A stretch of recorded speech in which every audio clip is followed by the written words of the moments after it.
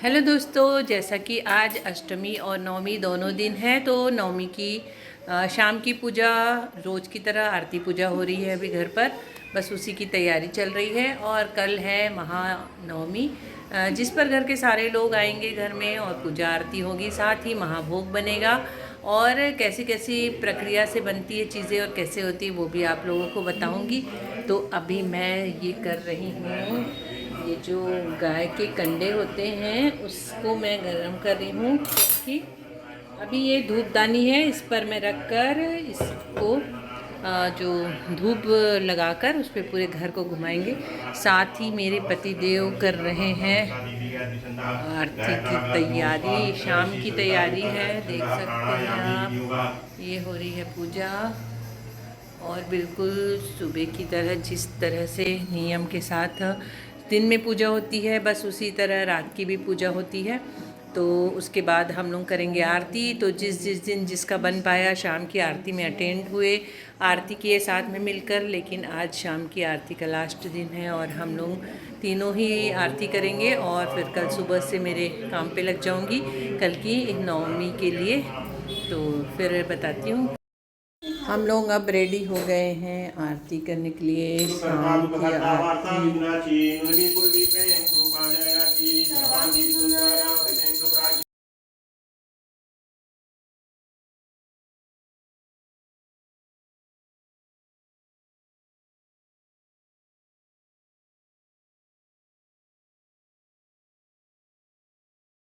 तो मरुतः पर्वेष्टारो मर्तस्यावसंग्रहे आविश्यतस्य कामप्रे विश्वे देवा सभासदैति।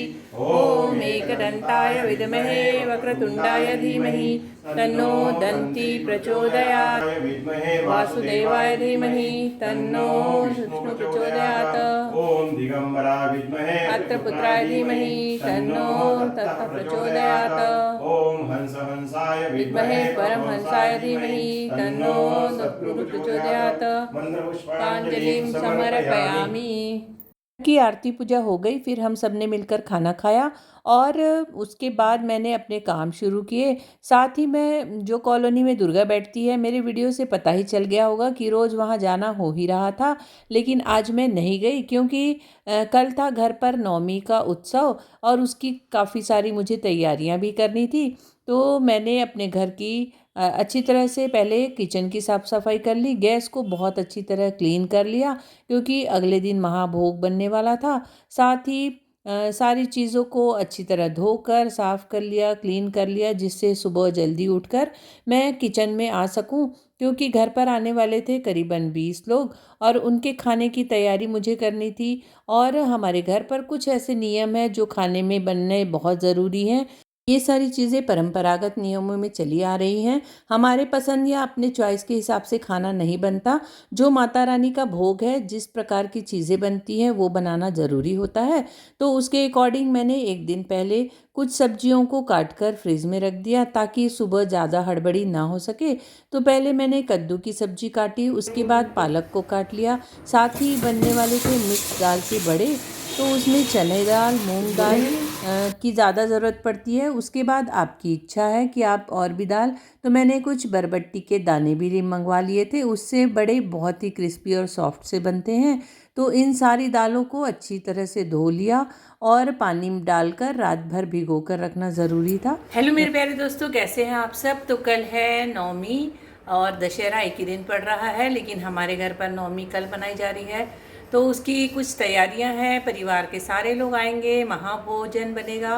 तो कुछ तैयारी मैं रात को करके रख रही हूँ, जैसे कि ये है पालक की सब्जी इससे बनने वाली है पालक वाली दाल। तो मैंने इसे काट कर रख दिया है, अब अच्छी तरह से इसे पेपर में रैप करके फ्रिज में रख दूँगी। साथ ही मैंने ये कुमड़े की सब्ज़ी बनना कंपलसरी है तो कुमड़ा काट के रख दिया है। और बनेंगे मिक्स दाल के बड़े, जिसे मैंने अच्छी तरह धोकर पानी डालकर रखा है। कल सुबह इस पानी को फेंक कर साफ़ पानी से धोकर फिर मैं नहा धोकर जो भोजन बनेगा इस तरह से तैयारियां करके रखो तो हड़बड़ी नहीं होती है और काफ़ी सारी चीज़ों में रिलैक्स भी हो जाता है। तो सुबह जल्दी उठूँगी और बहुत सारे काम करने हैं, उसके अकॉर्डिंग मैं तैयारी कर रही हूँ और नवमी के दिन क्या क्या होता है वो सारी बातें आप लोगों से शेयर करूँगी। हमारे घर पर कौन कौन आने वाला है और कौन कौन किस तरह से नियम। रात के 11 आप लोगों को दिखाती हूँ और मेरे चल रहे हैं काम, क्योंकि कल है बहुत सारे काम घर में। तो बस अब मैं माता रानी से आशीर्वाद ले लेती हूँ और काफ़ी सारी चीज़ें हो चुकी हैं, जय कर लेती हूँ और उसके बाद सोने जाऊँगी।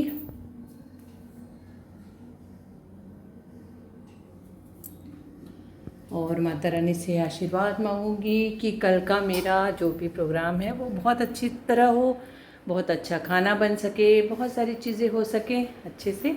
तो करीबन 20 लोग आएंगे हमारे परिवार के। पहले तो बहुत सारे हुआ करते थे, लेकिन अब नौकरी के चक्कर में सारे लोग बाहर चले गए हैं, बहुत ही कम लोग बचे हैं। लेकिन जितने हैं वो भी आते हैं तो बहुत अच्छा लगता है, बहुत अलग माहौल हो जाता है। और माता रानी ने 8 दिन में इतनी शक्ति दी है तो उसे पूरा मैं यूज़ करूँगी कल और आप लोगों के साथ भी शेयर करूँगी। बने रहिएगा मेरे साथ। किचन बिल्कुल अच्छी तरह क्लीन हो गया था। साथ ही मैंने रात की जोत जला दी थी किचन में। वास्तुशास्त्र के हिसाब से बहुत अच्छा माना गया है, तो एक कपूर ज़रूर जला देती हूँ। आप भी ज़रूर ट्राई कीजिएगा। अन्नपूर्णा माता खुश रहती है, उनसे आशीर्वाद लिया और दीपक जलाकर मैं चली गई सोने। और ये सुबह के हो रहे हैं 4:30 बजे हैं। पतिदेव फूल तोड़ने के लिए उठते ही हैं, साथ ही मैं भी उठ गई थी, क्योंकि जितने जल्दी उठेंगे उतने जल्दी काम शुरू होगा और मुझे शुरुआत अकेले ही करनी थी। तो बस एक तरफ दूध गर्म करने रख दिया, साथ ही किचन का झाड़ू पोछा मैंने कर लिया था, जिससे मैं नहा धोकर किचन में आ सकूं। और सबसे पहले गर्म पानी पिया और उसके बाद घर के ताले खोले और आ गई अपने आंगन में, क्योंकि मुझे करनी थी थोड़ी सी आंगन की सफाई। तीज त्यौहार के दिन साफ़ सफाई करना, साथ ही रंगोली बनाना, पानी छिड़कना, ये तो मेरा रोज़ का ही काम है। तो बस ये भी एक्स्ट्रा काम हो जाता है, इसीलिए मैं जल्दी उठ गई थी। आप देख सकते हैं बाहर काफ़ी अंधेरा है, तो करीबन 5 बज रहे थे, 4:15 ऐसा कुछ था। और मैंने अपने आंगन को अच्छी तरह से साफ़ किया। उसके बाद थोड़ा सा पानी का सिंचन किया और एक रंगोली बनाई। बहुत ही झटपट सिंपल सी रंगोली बनाई। ये सारे काम करके मुझे ऊपर आकर फिर नहा धोकर जल्दी ही किचन में घुसना था। तो अगर हम जल्दी उठते हैं और जल्दी काम शुरू करते हैं तो हमारे बहुत सारे काम समय से पहले निपट जाते हैं। इस तरह मैंने भी शुरू किया।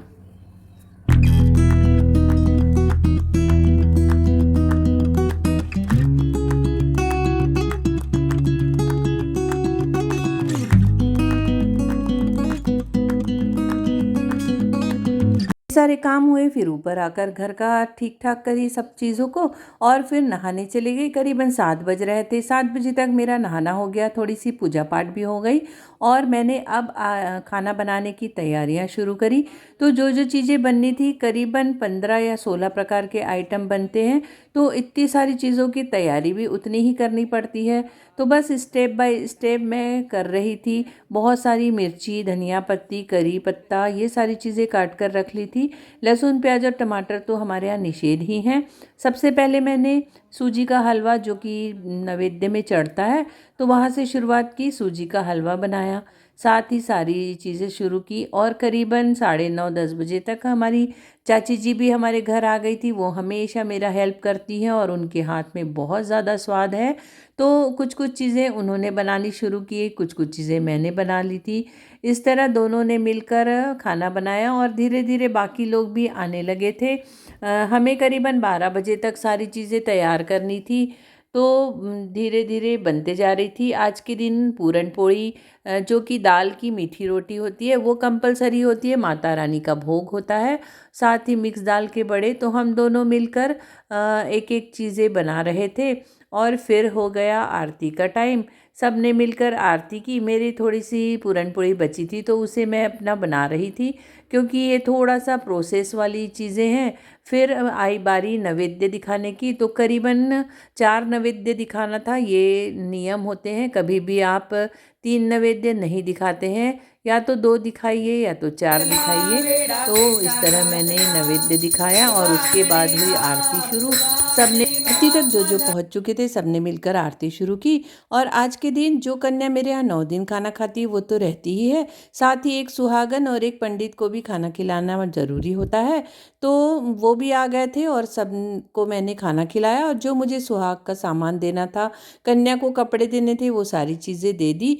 पूरे परिवार ने एक साथ खाना। हेलो दोस्तों, आप सभी को दशहरे की बहुत बहुत शुभकामनाएं। तो मैं भी बिल्कुल रेडी हो गई हूँ। आज सारा दिन हमने पहले नवमी मनाया, पूरे परिवार एक साथ मिलकर खाना खाए। अब मैं नीचे जा रही हूँ क्योंकि बेटे ने बनाया हुआ है रावण, आप लोगों को भी दिखाती हूँ। और आज होगा रावण दहन, उसके बाद क्या क्या होता है ये भी आप लोगों को, पटाखों की आवाज़ आ ही रही होगी। चलिए फिर मिलते हैं। मैंने घर के सामने ही बिल्कुल एक रावण बना लिया था और सारे बच्चे आ गए थे कॉलोनी के, और उसने घर पर ही रावण जलाया। हम सब ने भी परिवार वालों ने मिलकर रावण दहन किया। और उसके बाद ऐसी प्रथा है, रावण दहन के बाद जितने भी जेंट्स हैं वो हनुमान मंदिर जाते हैं, तो सारे लोग बाजू के ही मंदिर चले गए और आने के बाद उनकी आरती उतार कर उनका स्वागत किया जाता है। ऐसी प्रथा है हमारे यहाँ दशहरे पे। साथ ही एक सोन पत्ती होती है, उसे भी एक दूसरे को देते हैं। और इस तरह चटाई या दरी पर एक चावल का रावण बनाते हैं, उसे चाकू से दहन किया जाता है। इस तरह की प्रथा है। और सारे लोग बैठ गए थे और फिर चाची जी ने सबकी आरती उतारी। इस तरह कल्चर हमारे यहाँ है ही। तो एक चाची ने की, फिर दूसरे चाची ने, फिर मैंने, इस तरह जितने भी जेंट्स हैं उनका टीका किया, उनकी आरती उतारी। और उसके बाद एक आखिरी भगवान जी की आरती करते हैं। और फिर जय देव जय देव जय मंगल मूर्ति हो श्री मंगल मूर्ति, शंकर मारते कामना पूर्ति, जय देव जय देव। सबने मिलकर आरती की और घर पर जो जवारा उगाते हैं उसे आशीर्वाद स्वरूप एक दूसरे को देते हैं आरती के बाद। तो जैसे ही आरती ख़त्म हुई, पहले भगवान जी को जवारा चढ़ाया और उसके बाद सबने एक दूसरे को दिया। बड़ों को सोनपत्ती देने की प्रथा है। सभी को पैर सोनपत्ती दी, सबके पैर छूकर आशीर्वाद लिया। इस तरह सबने मिलकर दशहरा मनाया। आज के दिन बहुत ही अच्छा लगता है, परिवार एक साथ होता है तो तीज त्यौहार के मज़े दुगने हो जाते हैं। सबसे छोटी वाली चाची जी का बर्थडे था तो मैंने केक मंगा कर रखा था और सरप्राइज़ केक कटिंग की, उनका बर्थडे मनाया, उन्हें भी बहुत अच्छा लगा। और फिर सब अपने घर लौट गए। करीबन रात के 9 बज गए थे। काफ़ी सारी थकावट लग रही थी। और ये वीडियो मेरी अगले दिन की है। तो जितने भी फंक्शन में हम एक्स्ट्रा बर्तन निकालते हैं, मेरे पास बहुत सारे एक्स्ट्रा बर्तन हैं, उन सारे बर्तनों को मैं फिर से धोकर पोंछकर सुखाकर अच्छी तरह कैरी बैग में रख देती हूँ, जिससे जब भी काम पड़े निकालो तो बर्तन बिल्कुल चमकते रहते हैं। उसके बर्तन अलग होते हैं, त्योहारों पर बड़े बर्तनों की ज़रूरत पड़ती है, वो सारे मेरे पास बहुत सारे हैं। कुछ पुश्तैनी हैं और कुछ मेरे पास रखे हुए हैं।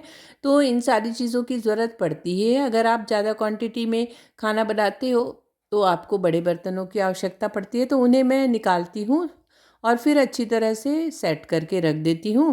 को अच्छी तरह ऑर्गेनाइज़ किया। और शाम को मुझे जाना था, हमारे कॉलोनी की दुर्गा जी का विसर्जन था, उसमें जाना था, क्योंकि यह 9 दिन मैंने बहुत समय वहाँ दिया था, तो मुझे विसर्जन के लिए भी जाना था और माता का आशीर्वाद लेना था।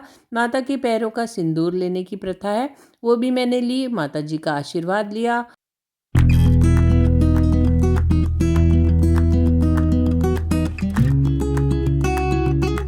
दोपहर के बज रहे हैं करीबन 2 और दुर्गा विसर्जन के वहाँ से फ़ोन आया तो मैं बिल्कुल रेडी हो गई हूँ। ऑरेंज कलर का ड्रेस पहनना था।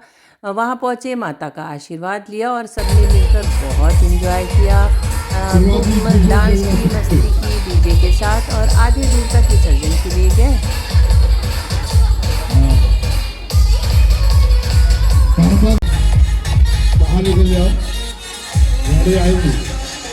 जैसे खुशी खुशी माता का वेलकम किया था, उसी तरह खुशी से माता की विदाई भी करी। मन बहुत दुखी होता है, लेकिन दुखी होने से नहीं चलेगा, हमें हमेशा खुशी माहौल से ही माता का विसर्जन करना चाहिए। इस तरह माता का विसर्जन हुआ और पूरे नवरात्र मेरे बहुत ही अच्छे बीते, बहुत अच्छा लगा। बहुत माता जी ने शक्ति दी, सबने मिलकर खूब एंजॉय किया।